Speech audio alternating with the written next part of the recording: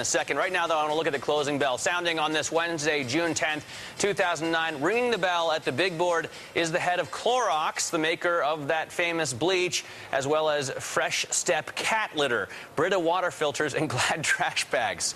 So that's a very interesting rundown of products. Let's take a look at the action today as the market settles. We were down across the board, although we came back from the session lows of more than 1%. The S&P closing down just about a third of 1% at 939.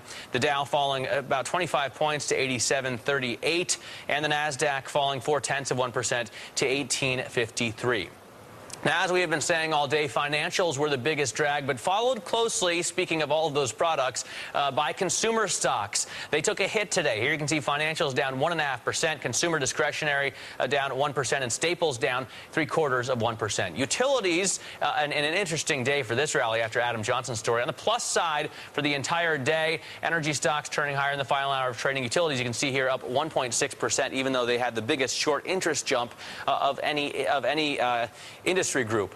Now, U.S. markets have been all over the place for a couple of days now. One thing for sure, though, volume has remained light. Chris Valerio is standing by at the New York Stock Exchange to talk a little bit about that. Chris? Volume has remained light, you know, Matt, but today we actually saw more volume than we'd seen Monday or Tuesday, but that said, we're still way below that three-month average. Last time I checked, we had about 9.2 billion shares traded hands at all U.S. exchanges, including electronic trading.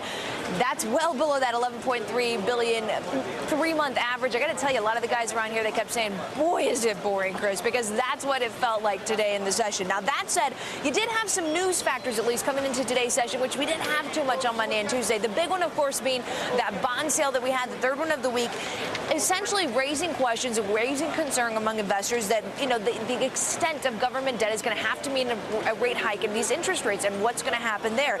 The borrowing costs, of course, across the board, not only bad perhaps for consumers in real estate stocks, but also residential areas. So certainly this was getting a lot of attention on the street and certainly getting a lot of attention across the boards. A case in point, you had real estate stocks lead the declines among 24 industry groups on the S&P 500. Financial stocks the lead laggards among 10 industry groups on that S&P 500. The KBW Banking Index, by the way, was actually down for the first time in 3 trading sessions.